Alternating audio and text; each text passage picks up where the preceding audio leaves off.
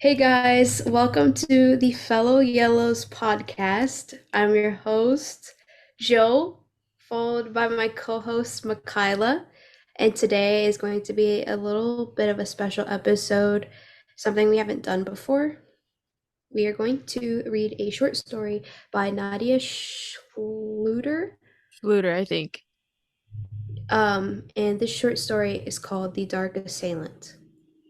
So let's just get on with the story. Yes. A faint ray of light was still burning in the bedroom that evening before the deafening ringing in her ears began. There was a pit of silence in the room except for the subtle breeze that came in through an open window. The white lace drapes billowed ghostly, then returning to their original state. A dance to the song of crickets, a play illuminated by the moonlight. All a person needs for a good night's sleep. All this would turn out to be a delusion. It had now become a habit to turn on the light shortly before going to sleep, even if she could not get any sleep these days. A soft whisper broke the silence. We are coming for you. Oh my goodness. I feel like I need some popcorn. I don't know, like story times with Joe. Or maybe my hand needs to be held. Yeah. The soft voices bounced off the walls and reverberated like a hollow echo in her head. Did she really hear this, or was it just a dream? Suddenly, the voices erupted right in her ear. We are coming for you. This time significantly more intense, which caused her to wake up abruptly. The room felt different as it was loaded with static energy. The ringing in her ears continued and disappeared in waves.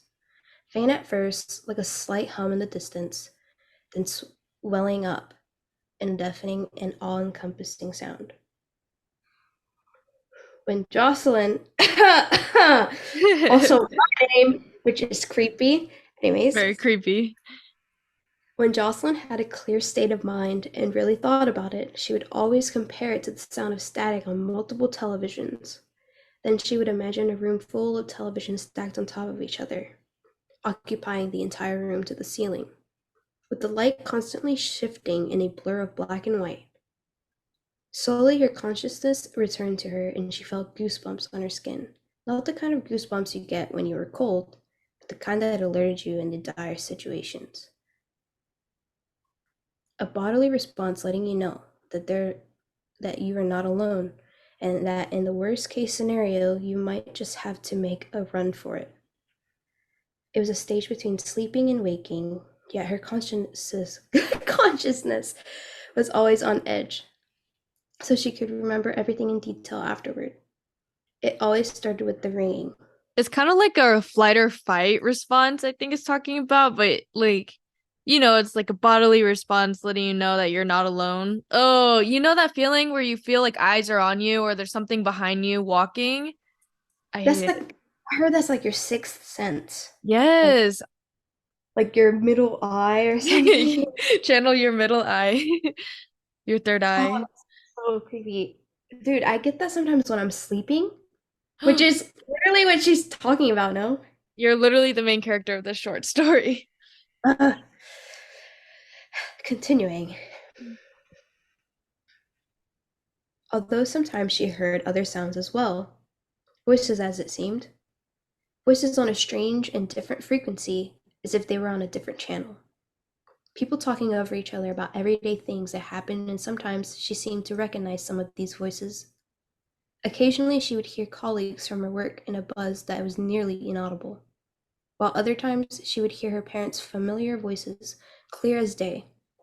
Only she always knew for certain that they were really not her parents. There was something wrong with the sound and intonation of those voices talking like they were unaware that they had Jocelyn's full attention, as if she were an outsider walking by on the street catching glimpses of the conversation. But often the voices that were unknown to her were well aware that someone was listening, and she was sure that this was exactly what they wanted. Uh-oh. It's getting creepy. Slowly the whispers swelled up until she caught a glimpse of the conversation. They were mocking voices with disgusting laughs, whose words had haunting her all along.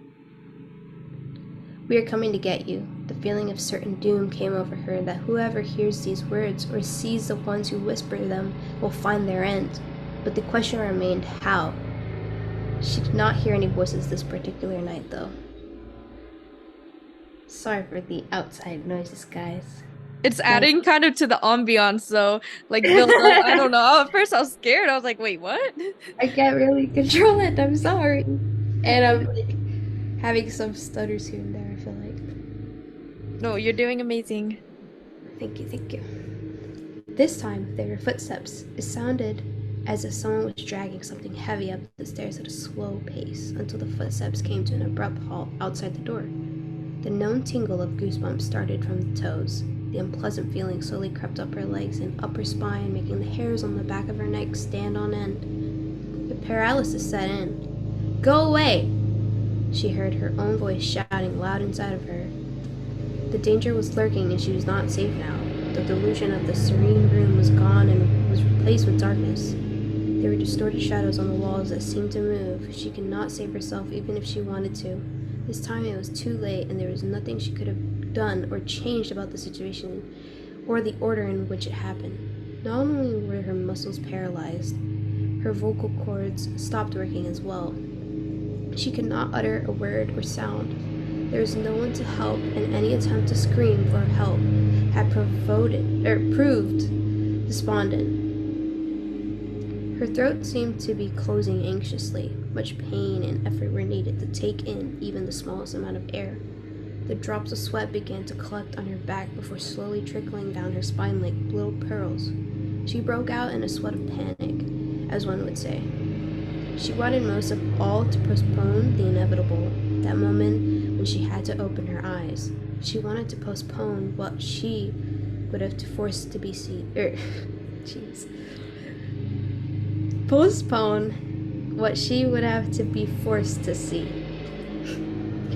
The images were always different, and so was the sight of these shadows. Dude, low-key, so I get sleep paralysis and I've like had it recently. I don't know. I go through stages where it's really bad or like just insomnia. And so that's like one of my worst fears is like when if I'm like lying there, right, and I open my eyes, like what I'm gonna see. Because can you imagine how freaking terrifying? Yeah, it's scary. And what if you So just saw like a silhouette and absolutely nothing else? Like it's just a shadow like hovering over you. oh, I've never had that. I've only seen kind of like black shadowy things, not like a full man, but like figures kind of like way in the back, but it's also like my mind playing tricks or whatever. So I've never experienced that. I can't imagine. I'm like, oh, this is scary, but I it's never. getting I think I've only had sleep paralysis once. it's a weird feeling. Anyways, continuing. Every night was like a different play that unfolded right in front of her. Disfigured faces that she could never let go, limbs contorted in impossible directions, hands closing around her throat while she had the feeling that something was sitting on her chest and was applying more and more pressure.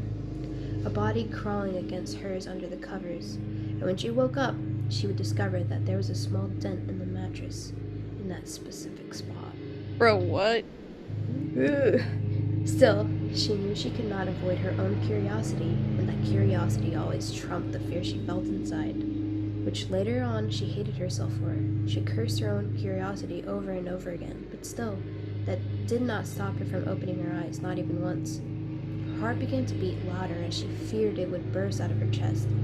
That idea alone was enough for outright panic. It is strange how much a person could think in moments of misery and fear. It was pure adrenaline, the same choice time after time again, to freeze or run away. She could not utter a word, could not make a sound. There was no one to help, and now that choice had already been made for her. Someone else had chosen for her. Her body had been given up without a chance to fight or run to never look back. She had lost control over her own body. There was only one thing that someone worked.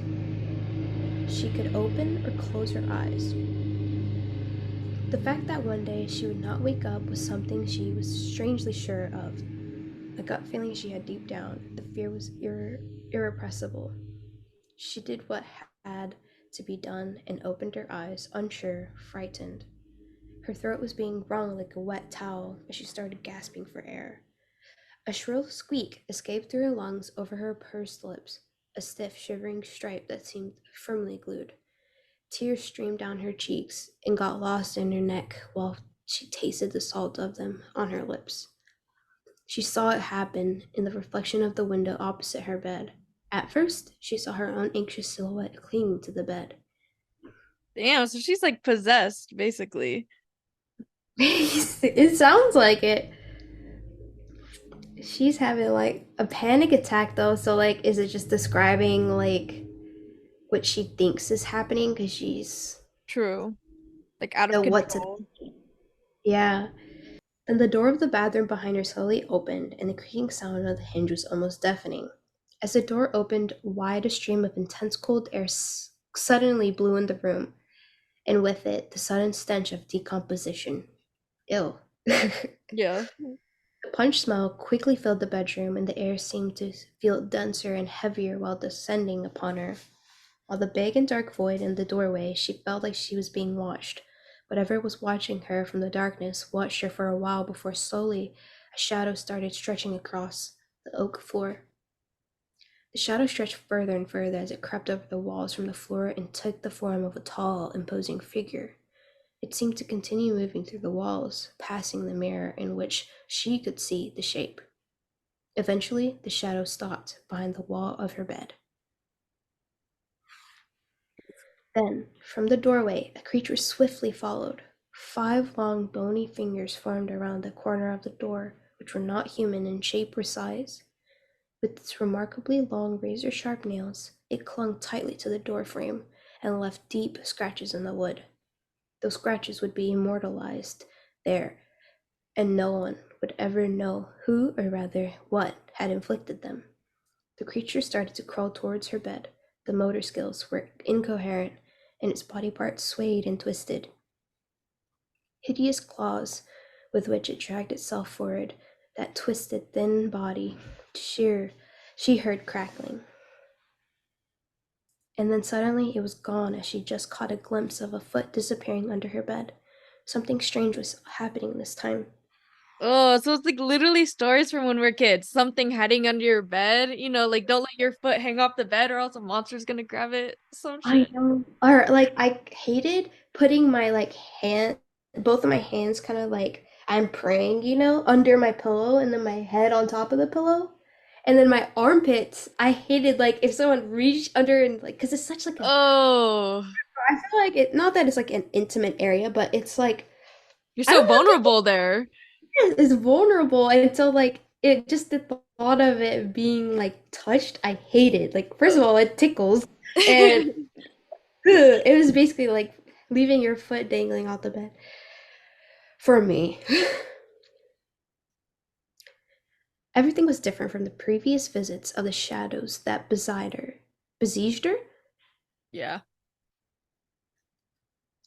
There were always several shadows, and while she had never seen this one before, she knew exactly who he was and what he came for. The shadows had announced his coming in various warnings and dreams. He was the one who had sent the others. He was the one needing madness, suffering, and fear to show himself in flesh and blood, king and ruler of his own legion in the underworld, the collector of damned souls. His emissaries did all the dirty work for him. This creature had never been human, never walked the earth. Its presence was clearly felt under her bed. Irregular breathing, as if it was a faint, and it had never really learned to breathe before. Shortly after, a deep, unearthly growl followed, likening it to a rabid beast with its jaws wide open and waiting to ambush its prey. She was that prey. Nail scraping the wooden slates of her antique bed, it took a morbid pleasure out of her fear and despair and fed on it. Quickly, she closed her eyes again, hoping to keep them closed until the first shimmers of daylight came through the curtains again. Then she could banish this event like all the other times to place in her own head and lock it away forever. This was a place only she had access to, as nobody would ever believe her if she said this was more than just a nightmare.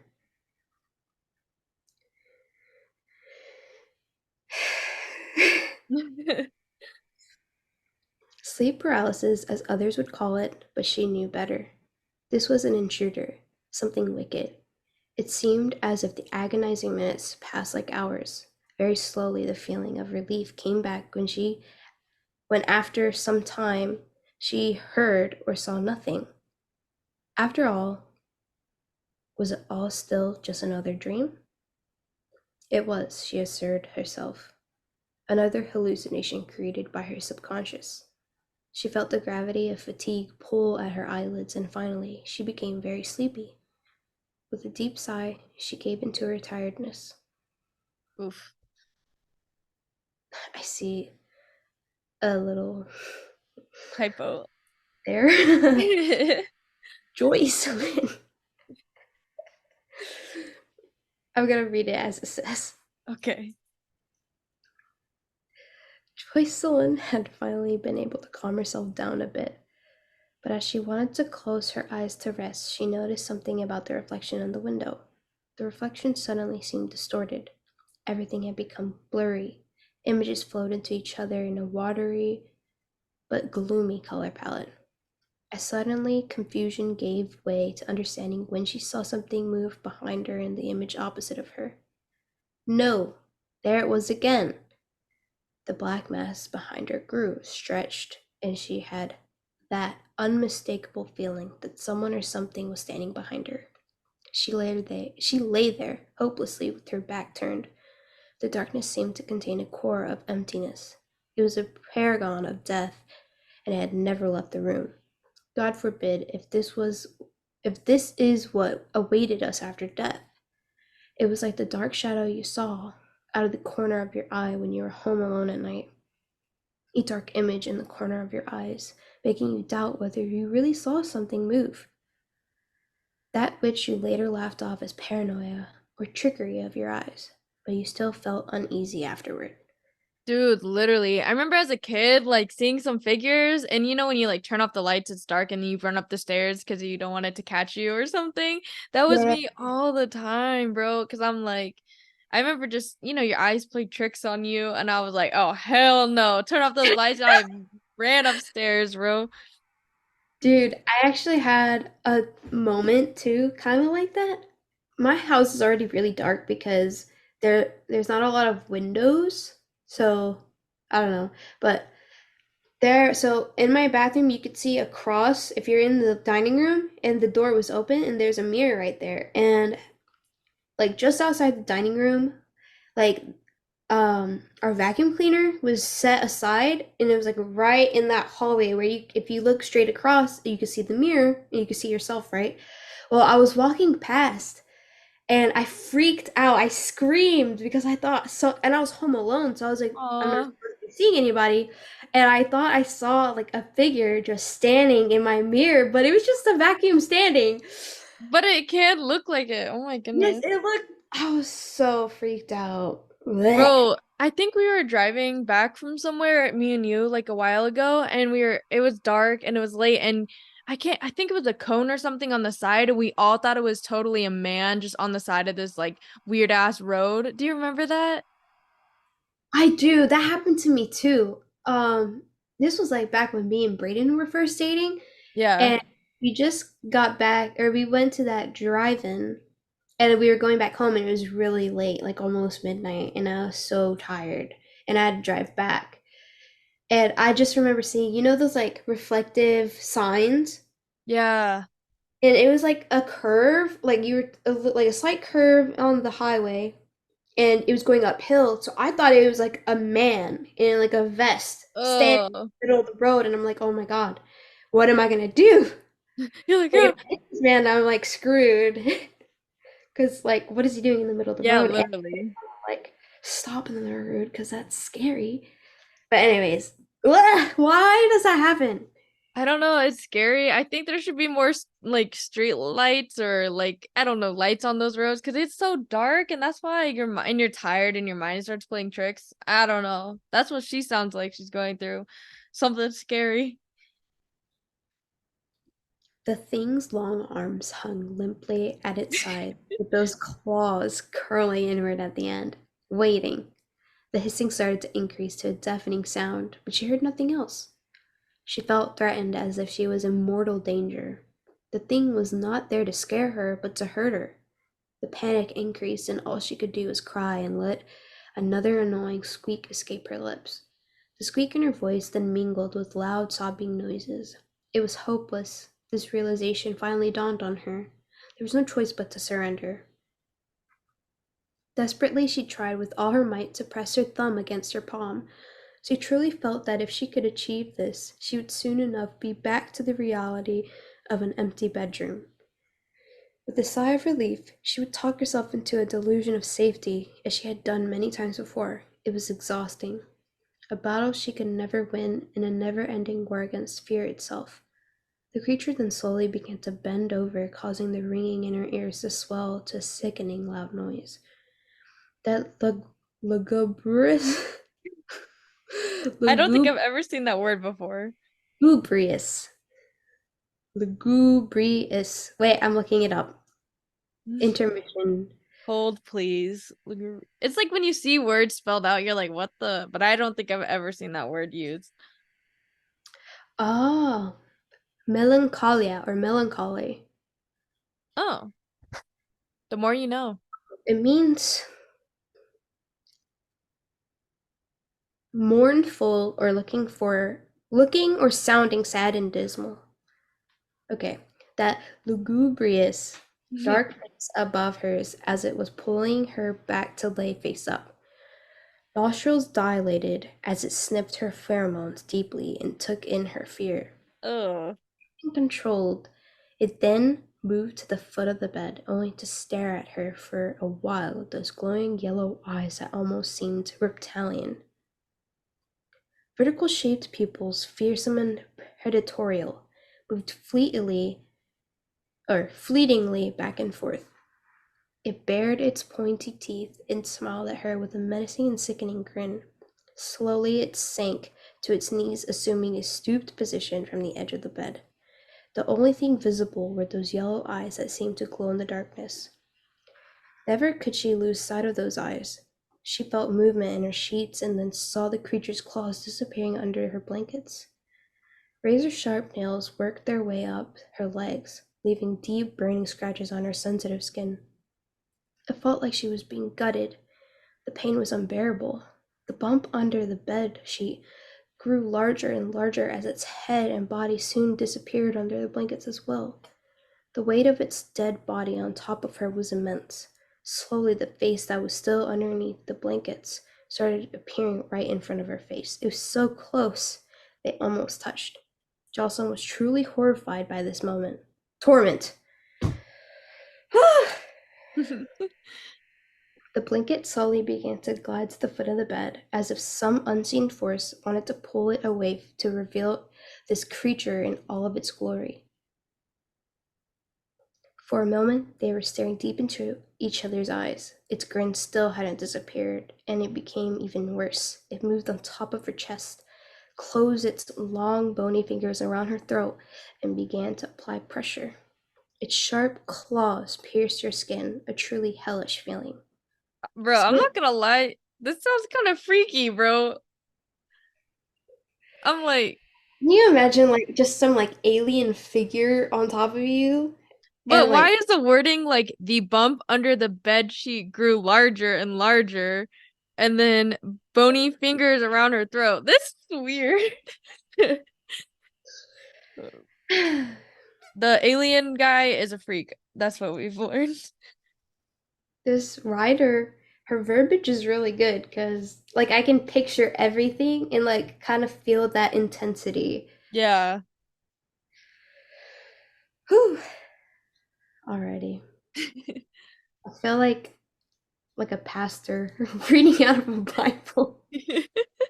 All right, turn to Philippians. I'm just kidding.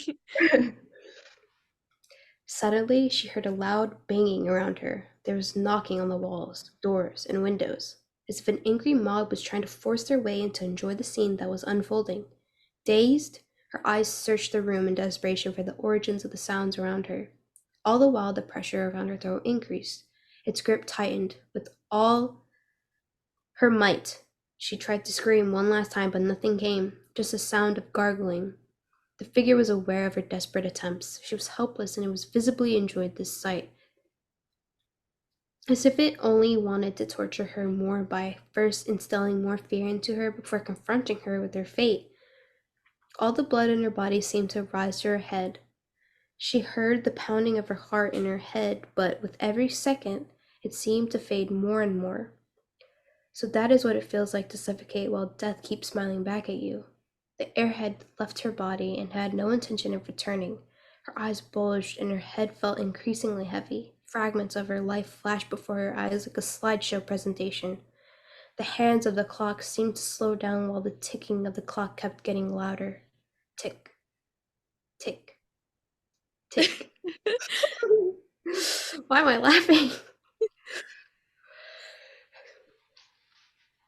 Her field of vision blurred and she became lightheaded. Stars and flashes of light danced before her eyes like a sky lit up by a heavy lightning storm. Her eyes rolled back into their sockets, leaving only the bloodshot whites of her eyes dotted with a network of red veins. The panic slowly ebbed into acceptance and embrace of the unavoidable. Finally, complete darkness. There was no heartbeat anymore, and the final gust of air left her body for good. She seemed to float in a lonely void. Consciousness, however, was an extraordinary aspect that remained intact for a while. Perhaps it was a soul that left the body and sought another home, a new purpose. Somewhere in the distance, the familiar voices loomed up again as if they were on a different frequency, and they became louder and louder. Mocking, they came closer and closer from the darkest reaches. There they had been waiting for her all this time, for a close hug. They were the dark emissaries. Was this that place between two worlds that you heard other people talk about, where souls with unfinished business linger? A kind of limbo, a cold, dark, and lonely place where any human being would go insane, a place even void of color. Fog swirled all around her. She gently touched the ground with her fingers and felt the touch of churned, clammy earth, accompanied by a musty smell. It was an overwhelming emptiness. There was nothing, but at the same time, everyone was there. Time was an afterthought, an unclear concept. Suddenly, a crowd gathered around her with them, loud voices that suddenly were followed by a long, eerie silence. She was boxed in, and all eyes were on her. It felt it felt like there were hundreds of them, maybe even thousands. They lit up in a white haze with sinister smiles underneath. Jocelyn was terrified. She felt she was in the midst of an important deed that was about to be completed. Jocelyn knew it was over, so she surrendered to it and closed her eyes. She had no choice. Suddenly, a source of light loomed from afar between the dense fog. This contrast was so bright that her eyes had to get used to the light at first. Small at first, like a whirling firefly, it seemed to get closer and closer. The light stretched out into a large square, its reflection visible on the marshy ground. Fearful and insecure, she forced herself to step through it anyway. Once through the bright glare of the light, it did not immediately dawn on her where she was, and what scene was playing out before her eyes. Eventually, the realization set in. When she looked around and saw the shadows she knew all too well standing beside her on either side, all facing the center and their heads bowed. They stood in a circle around a bed. She felt connected to these shadows, a different and unsettling but deep connection. It dawned on her that she was in someone else's room, a lit table lamp on one of the bedside tables, just as she had in her room every night. A light to create a false sense of security, to banish the eerie darkness. Slowly she joined the shadows around the bed, There was an unknown young man lying stiff. In another world, in another time, she would have gazed at its features admirably, even marveled at his attractiveness. However, the boy lay there in a paralyzed and feeble position as she had lain in so often on those well-known nights. There was a muffled cry from deep down his throat as his hands clung anxiously to the comforter that crumpled around him, drenched in sweat. His reddish, teary eyes were looking around at all the shadows, then terror set in as the boys locked eyes with Jocelyn. This brought a wonderful and nearly euphoric feeling to her. Her voice drowned out all the other voices, and with a smile from ear to ear, she whispered, "We are coming for you." Dang, so she turned into one of them. That's crazy. They're like recruiting people to give people sleep paralysis. They're like, Dude, HR, so take Jocelyn. I feel like especially it mentions a lot about like the change in frequency, like how some like these quote unquote shadows live in different frequencies, and then Jocelyn was like joining a different part of that frequency. And then like I just sound it sounds like it's like Stranger Things to me. Oh, really?